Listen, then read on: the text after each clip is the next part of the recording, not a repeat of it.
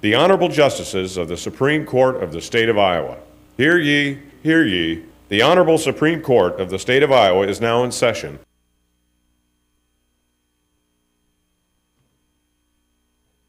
Good morning. Please be seated.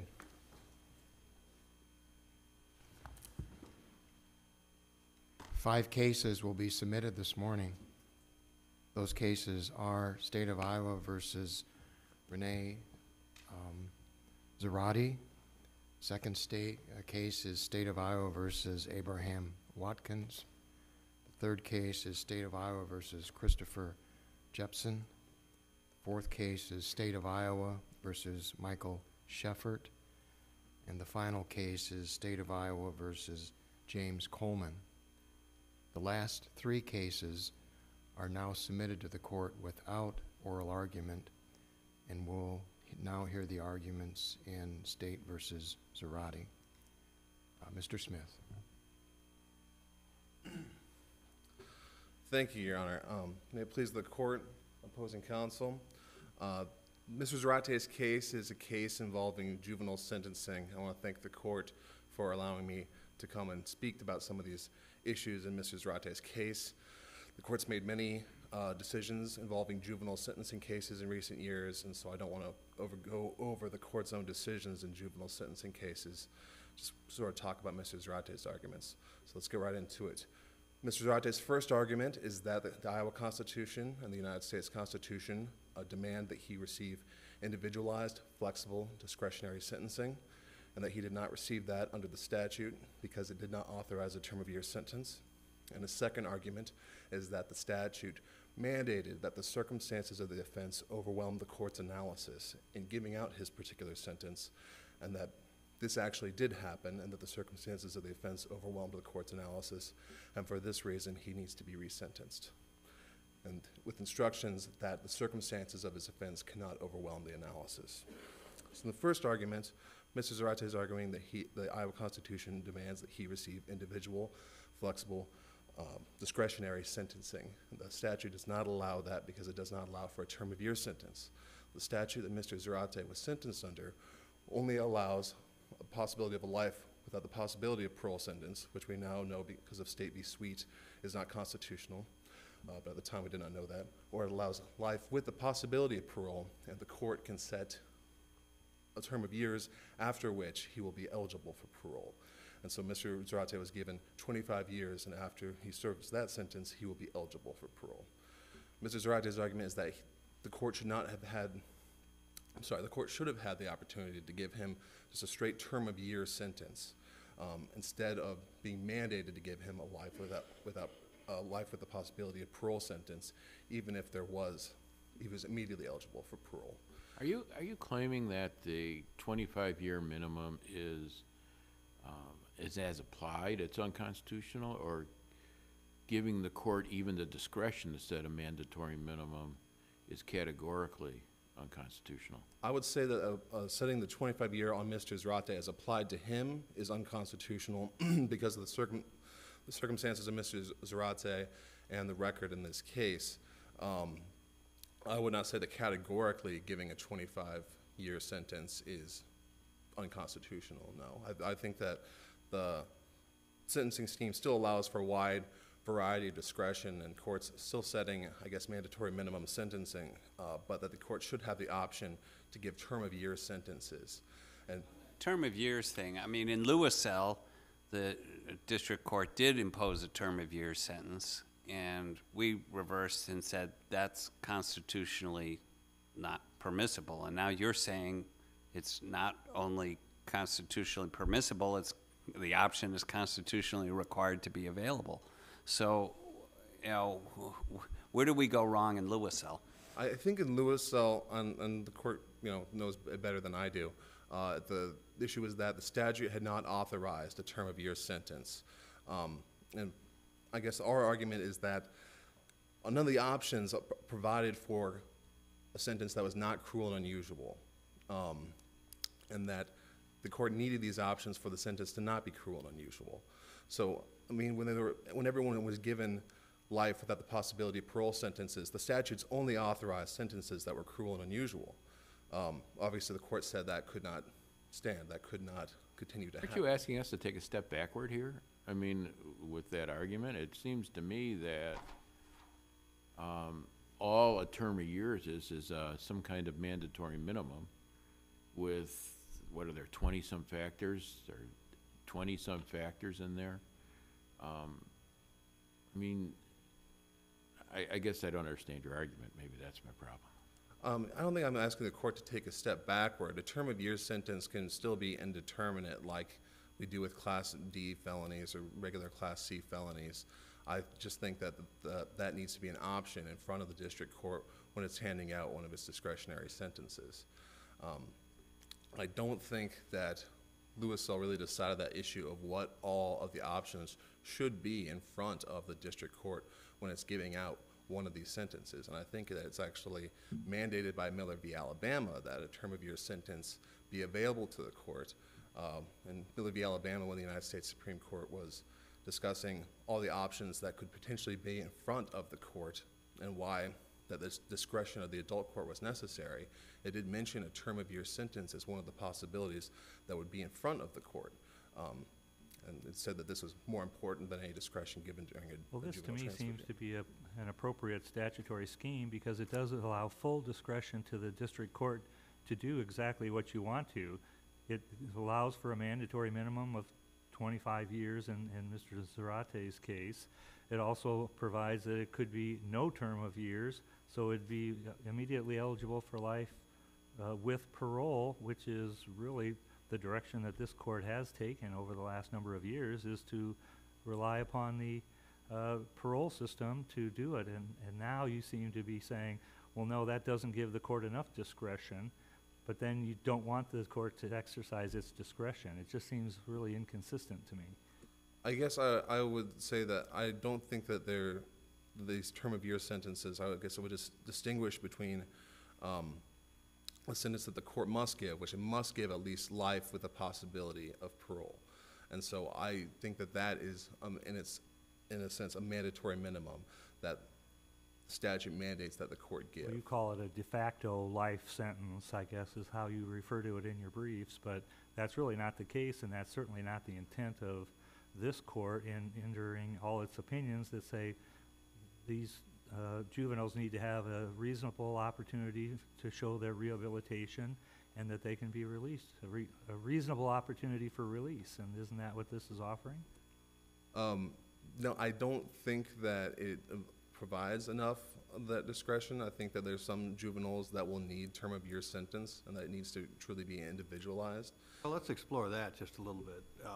And Roby was a case that was decided after this case and after the briefing. The district court here imposed, after a hearing, what amounts to a mandatory minimum. Apply the Roby factors and tell us what result if we did so.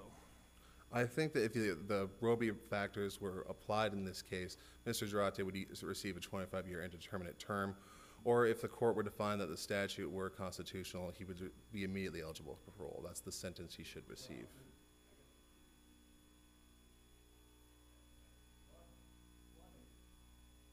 Sorry. One is, was a mandatory minimum of any kind justifiable under Roby? And you apply, I take it, the Roby test. You have a second argument which says, well, it should have been, the entire sentence should have been limited to 25 years. Setting aside that argument, just focusing on the question of mandatory minimum, how does Roby inform the analysis here? I think that Roby, that really goes to my second argument, which is that Mr. Zarate did not need to receive a 25-year sentence and a mandatory minimum. He should have been immediately eligible for parole. And under any sentence, he should have been immediately eligible for parole. And why? What is it in the record that... I think the record shows, and the court found, that Mr. Zarate is no longer a danger to anyone else. Then that's specifically in the court's decision. It showed that Mr. Zarate had changed significantly from the time that he was 15 years old and committed this offense. He's now 33.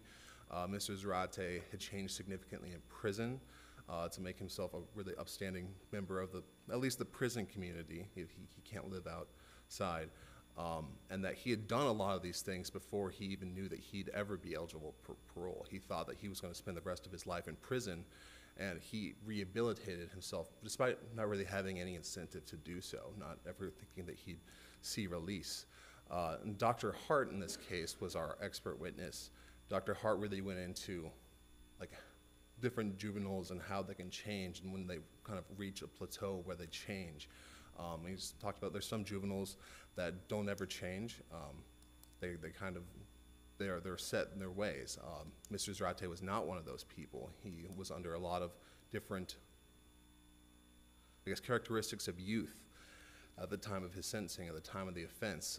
He was very impetuous, very immature. He had moved to the United States from Mexico and could not speak the language, and he developed in that time later on to become someone that we'd hope that would not offend again and could potentially live outside of prison walls. Shift to another issue that you've raised, and that is you've challenged I think it's 22 factors, maybe I miscounted, but I think it's 20-some factor test that the legislature has recently adopted, and you've challenged that. What is wrong with the kind of laundry list of 22 factors? Well, at the district court level, we said, one, that they didn't take the typical characteristics of youth as mitigating. The court in this instance said they take all the characteristics as mitigating, and so we don't challenge those on appeal. But there's so many of those factors that go to the circumstances of the offense. I think that the court's made clear in Seats and its numerous other juvenile sentencing cases that the circumstances of the offense really can't overwhelm the analysis in these juvenile sentencing cases.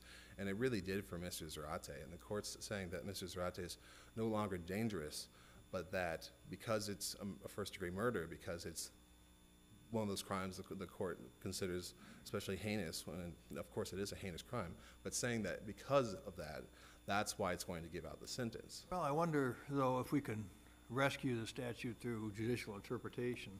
And let me kind of play it out.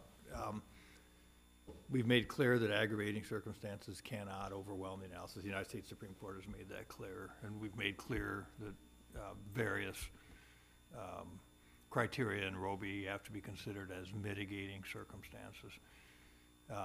The statute doesn't explicitly label what's mitigating, what's aggravating. It says long laundry list. Could we simply say that you cannot apply the statute in a way that's inconsistent with our case law? You cannot apply these factors in a way that, the aggravating factors in a way that overwhelm. You must consider the 5 mitigating factors, and Roby is mitigating factors. So can we, through judicial gloss, save the statute? This is something we do with some regularity. Or is it a situation where the statute is just so laden with constitutional defect, we got to toss it out?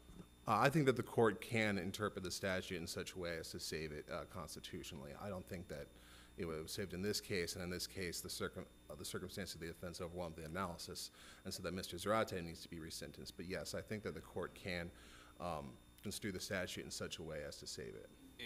Listening to you, and then also there was some motion practice below, I do have a concern that your argument seems to have shifted a little bit. As I read the blue brief, you really raised 2 categorical challenges to the statute. And now you seem to be saying, well, really the issue is as applied to my client. Did you really raise those as applied challenges in your opening brief? And if you didn't, is that a problem for us? Yeah, I believe that we did raise those challenges. We mentioned those factors and that the court analysis of the factors. I think that this was decided before Lee Roby, and so the standard of review was not clear to us, and so the state and we are arguing for different standards of review. If we had to write the brief again, I'd cite Lee Roby and I'd do that sort of analysis, but we kind of bring it as an improper sentencing factor. But I think it's pretty clear that that's what we're challenging as these improper sentencing factors. And like I said, we gave the state an opportunity. We said, look, we won't object if you guys want to file another brief, if we brought up a new argument. The court gave the state 3 days to respond to any resistance that we had to our motion to strike, and the state did not respond. So I think that we brought it as best as we could, not knowing Lee Roby, and that's the standard review that the court Counsel, had. following up on the subject of interpreting the statute to save it, and one of your arguments is that we should read into it, or that our state constitution requires an option of a shorter sentence, indeterminate sentence. Has any other state Supreme Court read that into their state sentencing statutes, that that's constitutionally required if the legislature hadn't provided it? Not that I'm aware of, Your Honor. I do know that Iowa's kind of unique in the regard that we said that Miller v. Alabama was not a new rule and applied to old cases. But no, I don't know of any. Well, a lot of other states applied Miller retroactively, as we did in Raglan. Miller's been on the books a long time, but my concern is that if we did what you're asking us to do, that would trample on the separation of powers. It's traditionally the legislature's role to decide the length of sentences.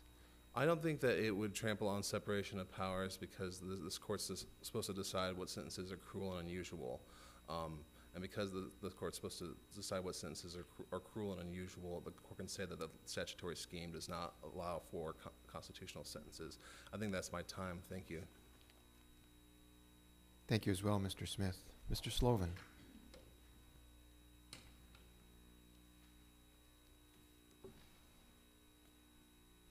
Thank you, Mr. Chief Justice. May it please the court, counsel. Good morning. It's good to be here. This court has spoken and the legislature listened. In enacting section 902(1) sub 2 and also 3, the legislature set out an array of factors providing for a comprehensive review of all of You the... look at those factors and it seems like aggravating factors just overwhelm the mitigating factors. Isn't that a problem? I mean, we've made it clear that the circumstances of the crime cannot overwhelm. I mean, there's case site after case site saying that. Doesn't this statute do exactly that? Well, I have a few thoughts on that. The first is that there are factors in here that are going to be aggravating or mitigating on a case-by-case basis. This came up about the factor about the defendant's remorse, acceptance of responsibility. These are treated as though they're going to be aggravating factors in some of the briefing, but I would contend that it's aggravating or mitigating case by case. There's also the inclusion of, because if a defendant expresses remorse, accepts responsibility, it's mitigating. If they don't, absence of mitigation or aggravation. There's also new mitigating factors in here that don't appear in the 5-factor test that we've used from Miller and Lyle. There's the capacity of the defendant to appreciate the criminality of the conduct, that's I.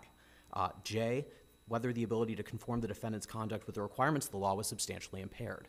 New mitigating factors showing the legislature isn't just trying to weight one side of the scale. We're trying to get a comprehensive review of all relevant facts and circumstances. You don't object to a judicial gloss that says that aggravating factors can't overwhelm, and that the factors in Roby, for example, have to be mitigating factors.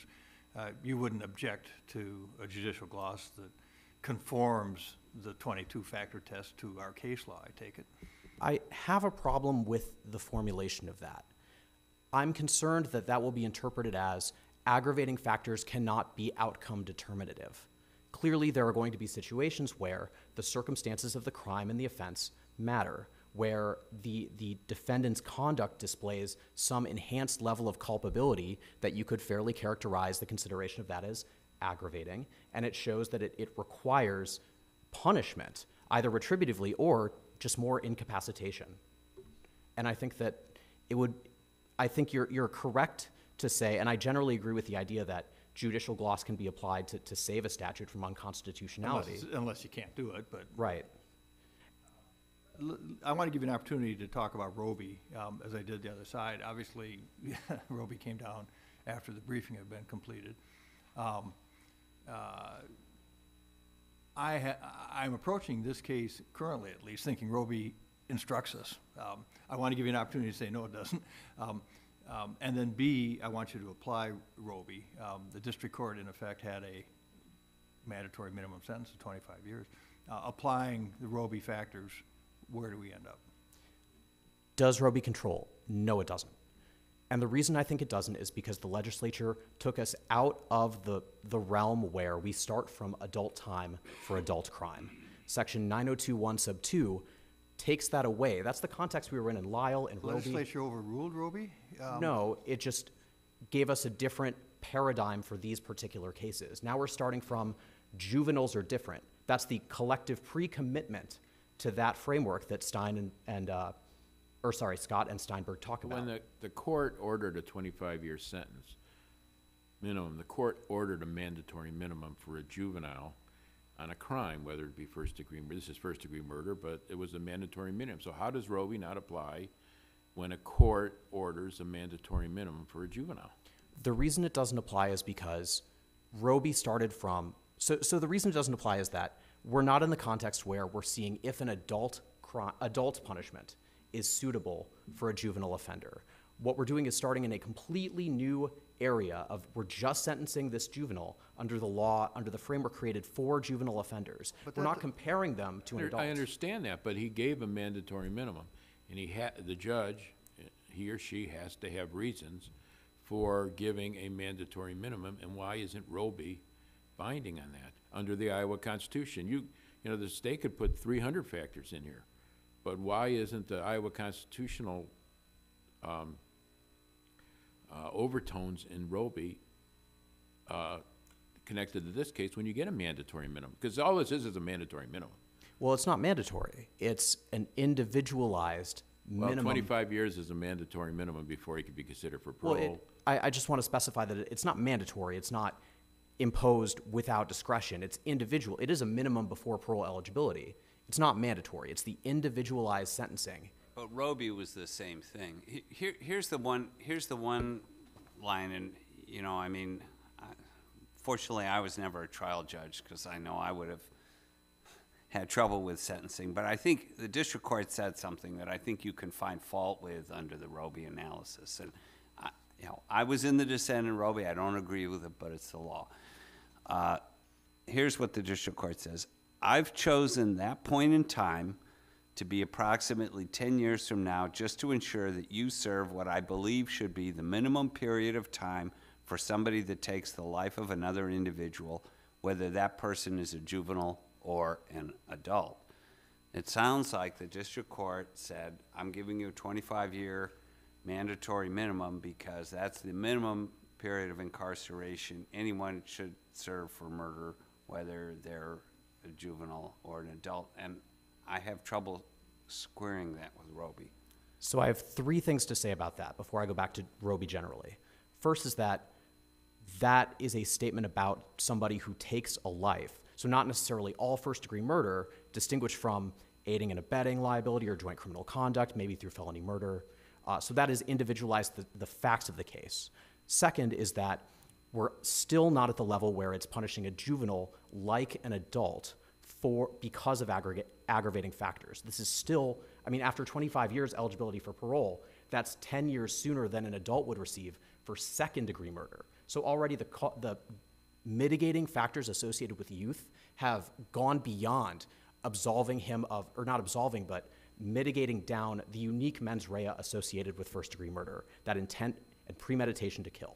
And then third, I would say, this is only part of the sentencing rationale. It's also tempered by concern that if released before the gains he made are solidified, he could fall back in with a negative peer group. Even Mr. Zarate's expert said that would lead to some negative outcomes. So the court didn't make its decision on that alone. It's also considering other penological justifications, rehabilitation and incapacitation, as it should do. To go back to Roby, I think that the real difference is that when you start from an adult sentence and you ask if the juvenile defendant deserves it, then you can only consider the 5 factors in a mitigating way. Because to do otherwise would be to say, now I'm considering your youth to see if you deserve this adult sentence. And if you find that that youth aggravates guilt, you've held the defendant's youth against him. That's not okay. When you start from scratch, under this statute where the court gets a lower bound, a blank slate, and a rubric, then the court can consider all of these factors, and there's no reason to restrict consideration of any given factor to aggravating, mitigating, go back through and search with a fine-tooth comb to say, is consideration of this factor aggravating, or is it just finding absence of mitigation, which I think we've discovered is very hard to do. What if Roby, we started with, life in prison with parole, and then we said it's not going to work, it's categorical. What if we end up overruling Roby and saying any minimum is categorically unconstitutional? Where does this leave this statute? I would submit that murder is qualitatively different. I think that the culpability associated with it, the unique need for rehabilitation that it demonstrates, our total unwillingness to accept a recidivism rate for murder that's anything other than 0%. I think all of these considerations make murder qualitatively different. I would submit that even if in other contexts this court eventually gets to the point where it says mandatory minimums, or not mandatory, even after an individualized consideration, minimum sentences before parole eligibility for juveniles are unconstitutional in other contexts, I would still say there's nothing cruel and unusual about requiring someone who commits first-degree murder, even if they are a juvenile, to serve a set amount of years before parole eligibility. All right, I'd like you to take Roby, and this may be a tough exercise for you, because I understand your position as an advocate, but I want you to assume Roby applies to this case. Assume that we find a mandatory minimum is a mandatory minimum is a mandatory minimum. Where does that end up? I mean, apply what Roby says, apply the factors in Roby. Where do you end up? Well, look, we had expert testimony here. It was presented by the defendant, and then the state cross-examined that expert and presented some evidence that way about the dangers that would present themselves if he was released before fully rehabilitated, before those gains were solidified. I think that there's analysis about the circumstances of the offense, then, which is a Miller factor, it's number 3, then transitioning into, I believe the defendant was impetuous, he was underdeveloped, he was somewhat immature. All of these findings that play into the Miller factors, and supplemented and also guided by the new factors added in the statute, I think we can. I think you're frankly going off Roby just a little bit. As I read Roby, at least, it outlines a number of the factors. It says ordinarily, for example, with respect to rehabilitation, before you decline to see the prospect for rehabilitation of youth as a mitigating factor, you have to have expert testimony and so forth. Roby also suggests, and obviously I'm inviting you to push back, but Roby suggests that mandatory minimum sentence should be relatively rare. I'm not sure. I mean, I understand your argument that Roby doesn't apply here, and we'll give that thorough consideration, of course. But if Roby does apply, I'm trying to understand how the sentence gets upheld. So what I hear the question being is, how can this sentence be upheld if a mandatory minimum sentence is relatively rare? And if these... Well, I'm just applying Roby, just straight out, just you may not like Roby, and frankly, I understand you don't like Roby, and that's your position as an advocate, perfectly fine position. But if I took the approach, I mean, quite frankly, if I took the approach that, no, I think Roby applies. To be honest, I'm not entirely certain what it means to apply Roby here. I think that, because what I took away from Roby is apply these factors with a searching inquiry, apply them as mitigating only, and do so with expert testimony. I see a searching inquiry here. I see the factors that are mitigating applied in a mitigating only fashion. I see the consideration of other factors. That footnote that was added to Majors says, even after Roby, there's nothing wrong, there's nothing constitutionally impermissible with considering other factors about the offense and the offender that can demonstrate heightened culpability. Just Mr. because some Sloven, factors... Let me ask you a question about that, if I could. You indicated, and I agree, that we are starting down a new path here, and it's based on our commitment to our understanding that juveniles are different. and we need to consider that difference when it comes to sentencing. And then I look at the factors that are stated in the statute, and just to begin, for instance, with the first one, or even the second one, that says the court is to consider the impact of the crime on the victim. The court is to consider the impact of the crime on the community. Now, if we're talking about a serious crime, how are those factors ever going to relate to our commitment, this newfounded commitment to the understanding that juveniles are different? If the judges are just going to say, well, this is a murder, or this is a terrible crime, it impacts the victim in a horrendous way, it puts fear into the community or whatever.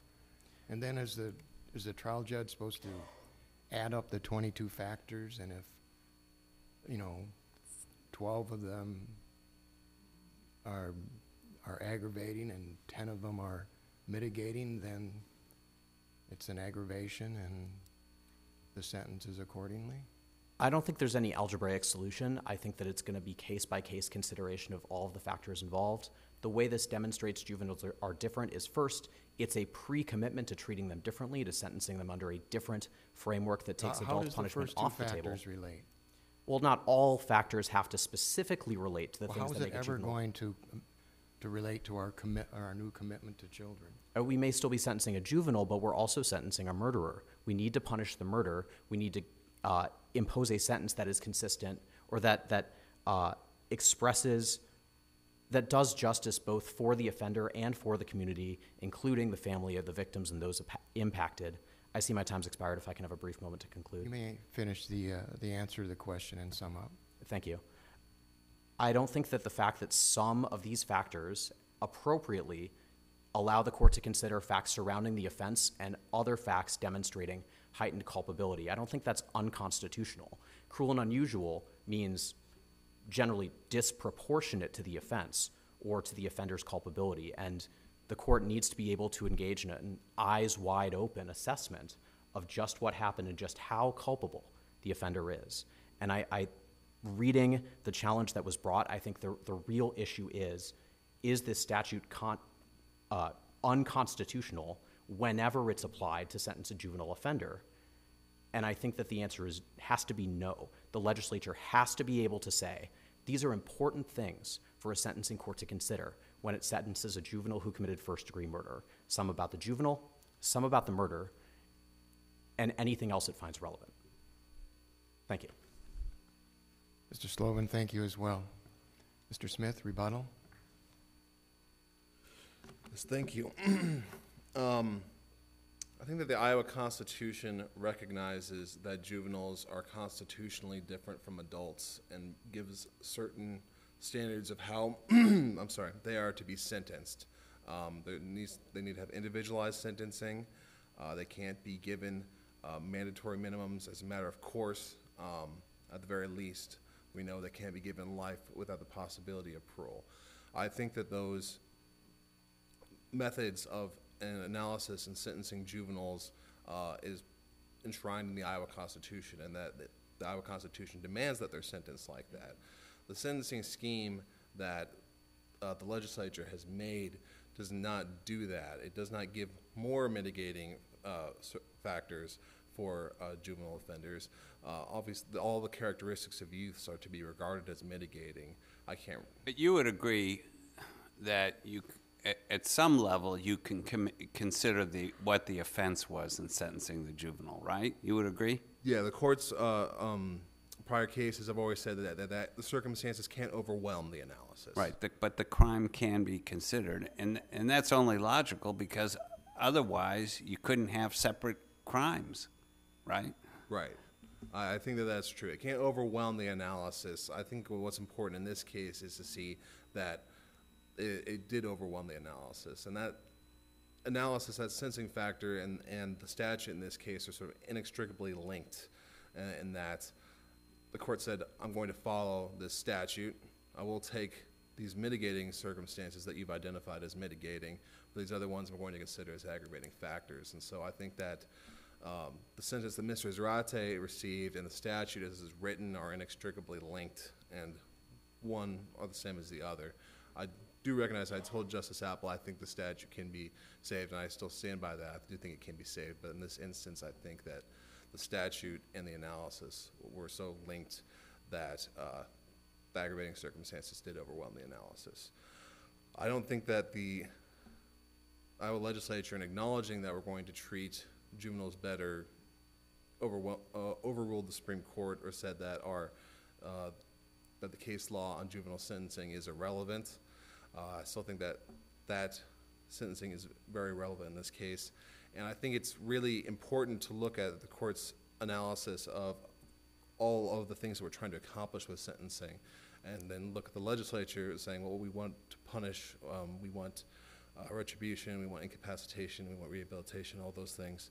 The court said in the past that retribution does not, as a justification for sentencing, really hold up with juveniles. They're just far less culpable than adults.